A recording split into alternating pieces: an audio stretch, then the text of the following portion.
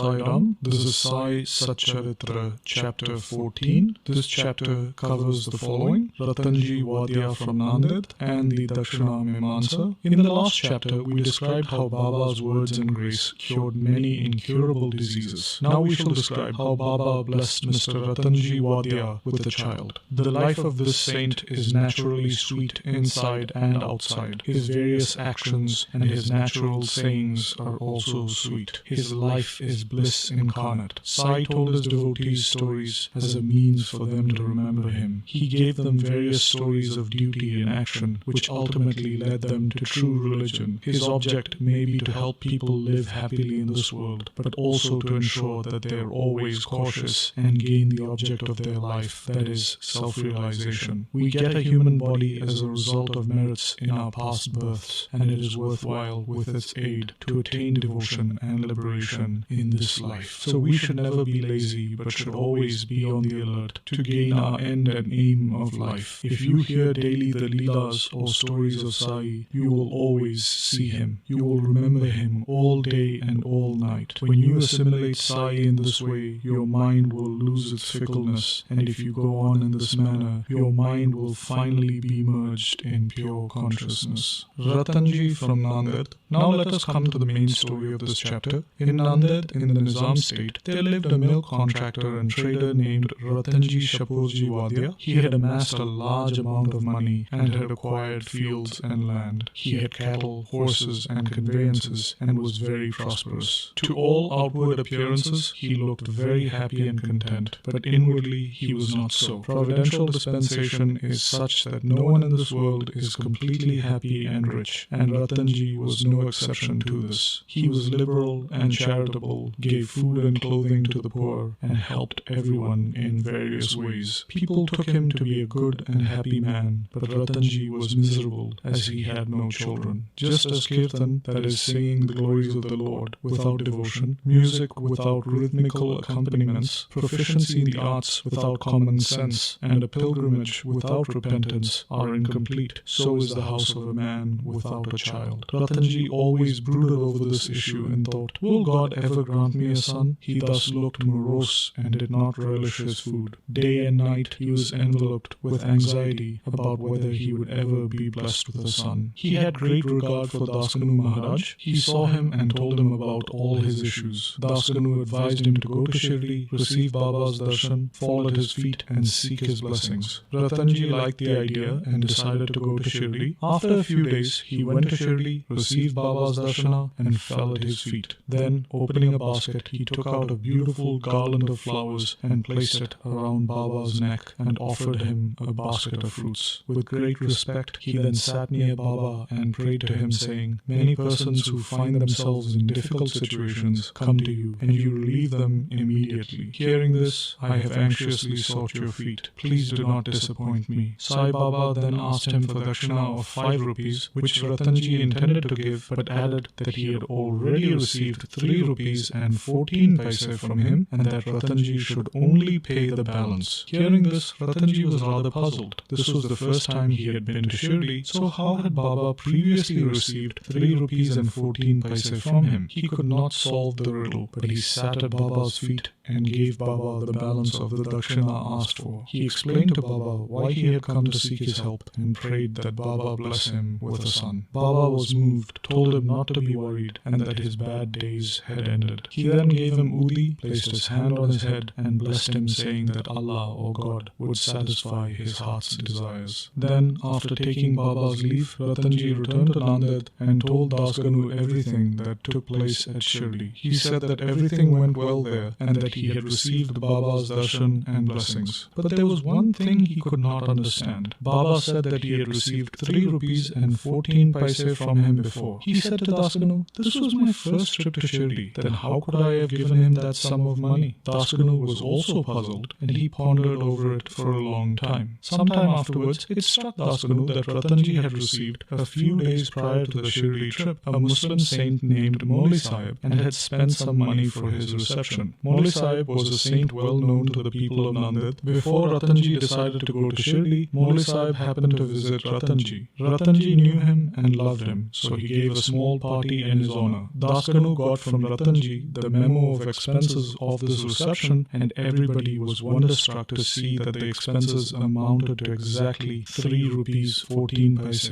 nothing more, nothing less. They all came to know that Baba was omniscient, and that though he lived in Shirdi, he knew what happened everywhere. In fact, he knew the past, present, and future, and could identify himself, heart and soul, with anybody. Ratanji was satisfied with this explanation, and his faith in Baba was confirmed and increased. In due course, he was blessed with a son, and his joy knew no bounds. It is said that he had 12 children in total, out of which only 4 survived. Dakshina Mimamsa. Now we shall close this chapter with a few remarks about Dakshina. It is a well-known fact that Baba always asked for Dakshina from people who went to see him. Somebody may ask a question: if Baba was a fakir and perfectly detached from worldly possessions, why should he ask for Dakshina and care for money? We shall consider this question broadly. For a long time, Baba did not accept anything. He stored burnt matchsticks and filled his pockets with them. He never asked for anything from anybody, whether they were devotees or otherwise. If anybody offered him a paise or two, he purchased oil or tobacco. He was fond of tobacco, for he always smoked a beedi or chilim, an earthen pipe. Then people thought that they could not see saints empty-handed, and they therefore placed a few coins before Baba. If a paise was placed before him, he used to pocket it, and if it was a 2 paise coin, it was returned immediately. Then after Baba's fame had spread far and wide, people began to flock in numbers,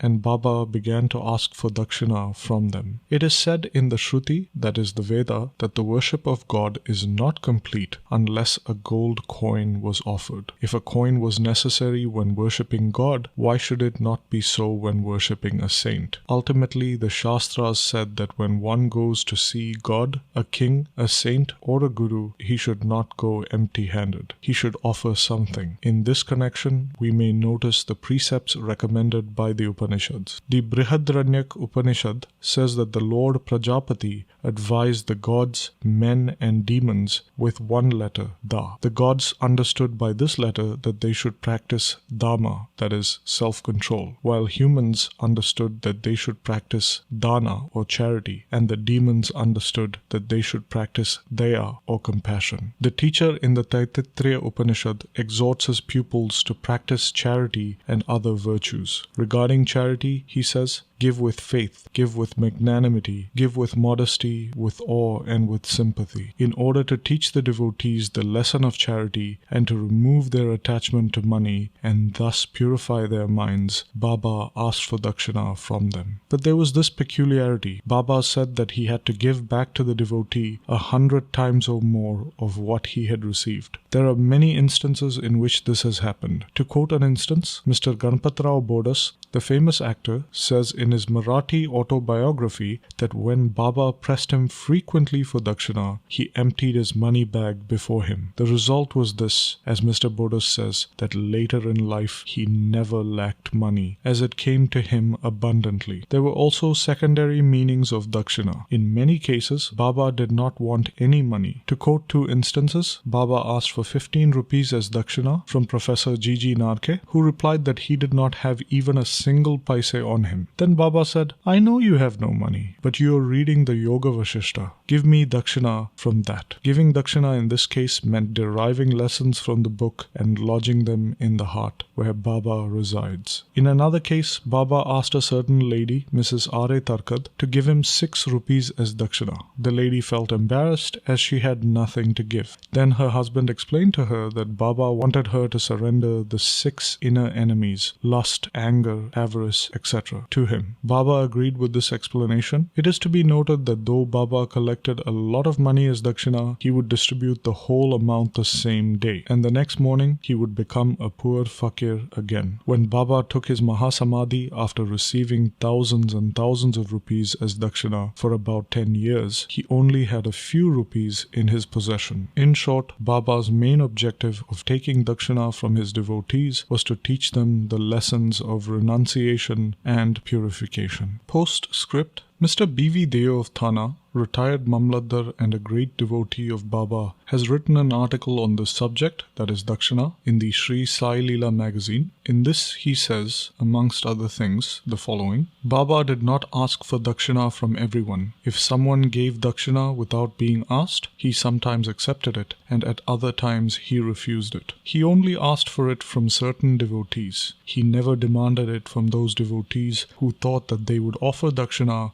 only if Baba asked. If anybody offered it against his wishes, he never touched it, and if they still left it there, Baba asked them to take it away. He asked for small or big amounts from devotees, according to their wishes, devotion, and convenience. He asked for it even from women and children. He never asked all the rich or all the poor. Baba never got angry with those whom he asked for Dakshina and did not give it. If a devotee sent Dakshina through a friend who forgot to hand over the same to Baba, he somehow reminded him of it and made him pay it. On some occasions, Baba used to return a certain sum from the amount tendered as Dakshina and ask the donor to guard it or keep it in his shrine for worship. This procedure benefited the donor immensely. If anybody offered more than he originally intended to give, Baba returned the extra amount. Sometimes he asked for more Dakshina from some than what they originally intended to give, and if they had no money, asked them to get or borrow it from others. From some, he demanded Dakshina 3 or 4 times a day. Out of the amount collected as Dakshina, Baba spent very little for his own sake, to buy tobacco for his chillim, that is, the clay pipe that he smoked, and fuel for his duni or sacred fire. The rest he distributed as charity in varying proportions to various persons. All the paraphernalia of the Shirdi Sansthan was brought by various rich devotees at the instance and suggestion of Radha Krishna Mai. Baba always used to get angry and scolded those who brought him expensive articles. He said to Mr. Annasaheb Chandorkar that his property consisted of 1 kopin or codpiece, a stray piece of cloth, a kafni or robe, and a tin pot, and that people troubled him by bringing all these unnecessary, useless, and costly articles. Lust and wealth are the 2 main obstacles in the way of our Paramartha, or spiritual life, and Baba provided in Shirdi 2 institutions, Dakshina and Radha Krishna Mai. Whenever they came to him, he demanded Dakshina from them and asked them to go to the school, that is Radha Krishna Mai's house. If they stood these 2 tests well, and if they showed that they were free from attachment for women and wealth, their progress in spirituality was rapid and assured by Baba's grace and blessings. Mr. Dio has also quoted passages from the Gita and Upanishads and shown that charity given in a holy place and to a holy personage benefits the donor's welfare to a great degree. What is more holy than Shirdi and its presiding deity, Sai Baba? Bow to Shri Sai, peace be to all. And this brings us to the end of Sai Satcharitra, chapter 14.